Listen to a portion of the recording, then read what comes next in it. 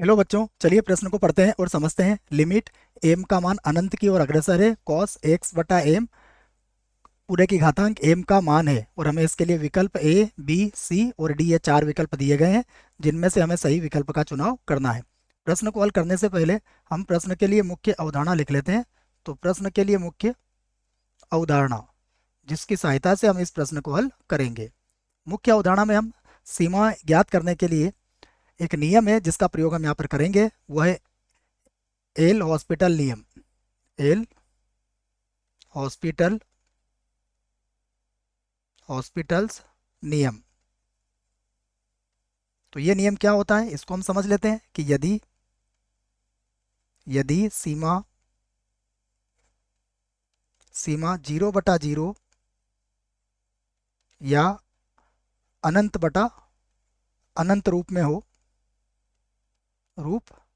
हो तो अंश तथा हर का अलग अलग अलग अलग अवकलन करके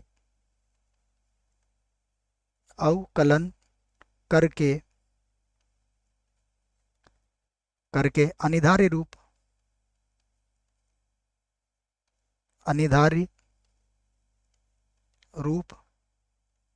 को समाप्त किया जा सकता है। समाप्त किया जा सकता है। तो ये बात आप इस प्रश्न के लिए याद रख सकते हैं। आइए अब हम दिए गए प्रश्न को लिख लेते हैं।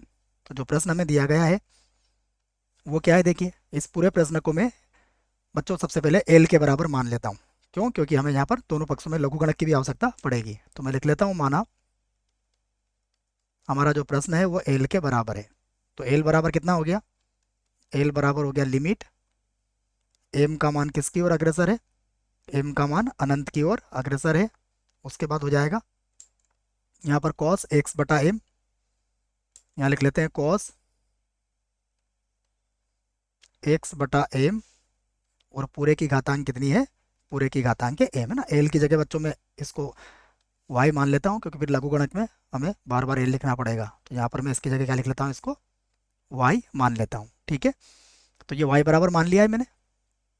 अब यहाँ पर देखें, यदि हमने एम का मान अनंत रखा तो यहाँ पर घातांक में क्या आ जाएगा, हमारा अनंत आ जाएगा। तो अभी तो हम इसको हल नहीं कर पाएंगे। तो यहाँ पर हम क्या करेंगे, दोनों पक्षों का लघुगणक लेके इसको हल करेंगे। तो मैं लिख देता हूँ दोनों पक्षों का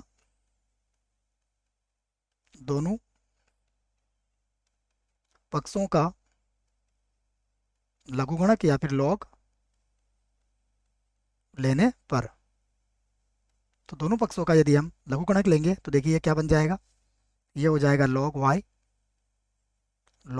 वाई जिसका आधार ई होगा। और यहाँ पर हो जाएगा लिमिट एम का मान किसकी ओर अग्रसर है? अनंत की ओर अग्रसर है। और यहाँ पर ये बन जाएगा कॉस एक्स बटा एम और पूरे की घातांक कितनी हो जाएगी?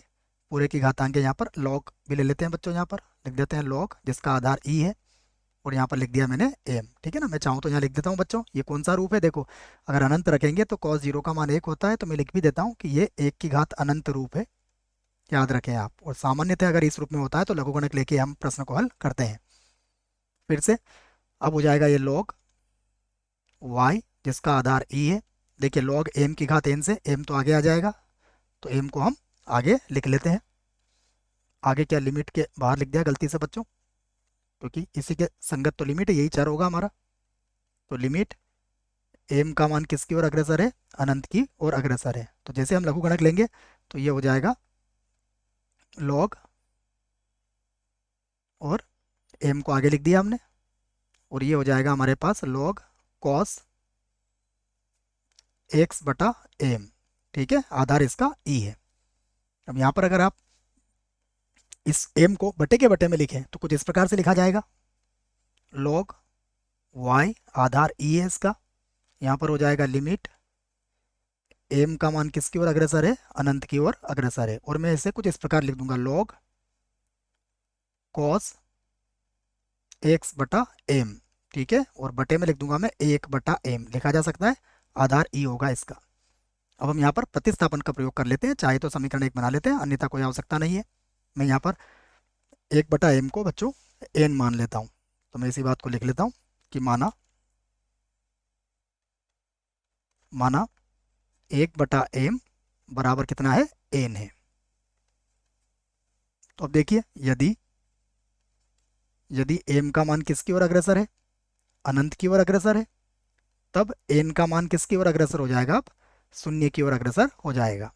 तो इसी को आधार बना के हम पुनः लिखते हैं इसको, तो ये हो जाएगा हमारे पास log y, जिसका आधार e है, और बराबर, अब देखिए लिमिट हो गया, n का मान किसकी ओर अग्रसर, 0 की ओर अग्रसर। और अब ये क्या बन जाएगा, देखिएगा ध्यान से, ये 1/m को हमने क्या मान लिया है, n, तो ये हो जाएगा cos nx, log के अंदर है, ठीक है, ये होगा log आधार e, और ये बन जाएगा cos, और ये हो जाएगा, अब देखिए कितना था यहाँ पर हमारे पास x था, और 1/x को हमने क्या मान लिया है, n मान लिया, 1/m को बच्चों हमने कितना मान लिया, n, तो ये हो जाएगा nx, ठीक है, n, और कितना था x, तो ये nx लिख दिया मैंने, बटा बटा कितना चल रहा है, देखिए बटे में हमारे पास 1/m, ये जो 1/m तो इसको हमने कितना ले लिया है, इसको हमने ले लिया n, तो यहाँ पर आ जाएगा n। अब यदि आपने n का मान 0 रखा तो cos 0 का मान कितना होता है 1, और log 1 का मान कितना होता है 0, और यहाँ भी n का मान 0 है, तो ये कौन सा रूप आ गया, ये आ गया हमारे पास 0/0 रूप। तो जैसा कि हमने मुख्य उदाहरण में देखा था, अब हम एल हॉस्पिटल नियम का प्रयोग यहाँ पर कर सकते हैं, तो मैं लिख देता हूँ एल हॉस्पिटल हॉस्पिटल्स नियम से, नियम से, ठीक है, इसका प्रयोग हम यहाँ पर करने वाले हैं। क्या बन जाएगा ये, मैं लिख देता हूँ इसको, ये होगा log y, जिसका आधार e है, बराबर लिमिट n का मान 0 की ओर अग्रसर हो चुका है। अब हम अवकलन करेंगे, तो देखिए log का अवकलन क्या होता है, log x का 1/x हो जाएगा, तो यहाँ पर आ जाएगा 1/cos, और cos का दोबारा करेंगे तो कितना आ जाएगा, माइनस का साइन आ जाएगा। तो हम क्या करेंगे, इसको इस प्रकार से लिख लेंगे, ये हो जाएगा माइनस का 10, और ये बन जाएगा nx, कितना हो जाएगा nx, ये बन गया। और जो x का गुणांक है बच्चों, भाई cos nx का किया ना हमने, तो इसका जो गुणांक होगा वो भी हमें गुणा में लिखना पड़ेगा, तो गुणा में क्या लिख देता हूँ मैं, x, और बटे में देखिएगा, बटे में n का अवकलन करेंगे तो कितना आ जाएगा, इसका अवकलन आ जाएगा 1। ये समझ में आ गया होगा आपके एल हॉस्पिटल नियम से, log cos x का 1/cos x, cos का दोबारा किया तो माइनस का साइन x, और फिर nx का किया तो x आ जाएगा यहाँ पर। अब n का मान हम यहाँ पर रख लेते हैं, जैसे हम n का मान यहाँ रखेंगे तो 10 0 बन जाएगा, और 10 0 का मान कितना होता है, 0 होता है, तो यहाँ पर हो जाएगा log, जिसका आधार e है, y, बराबर ये क्या मिल जाएगा हमें 0। अब आप log को बराबर किधर ले आइए, तो जैसे log को बराबर किधर लाएंगे, ये बन जाएगा e की घातांक 0, और e की घातांक 0 का मान कितना होगा, 1 होगा। ये हमारे प्रश्न का उत्तर है। अब हम विकल्प देख लेते हैं कौन सा विकल्प सही होगा। तो विकल्प ए गलत हुआ, विकल्प बी भी गलत है, विकल्प सी भी गलत है, विकल्प डी इस प्रश्न के लिए बिल्कुल सही विकल्प है। बच्चों आशा करता हूँ आपको इस प्रश्न का उत्तर समझ में आया होगा। धन्यवाद।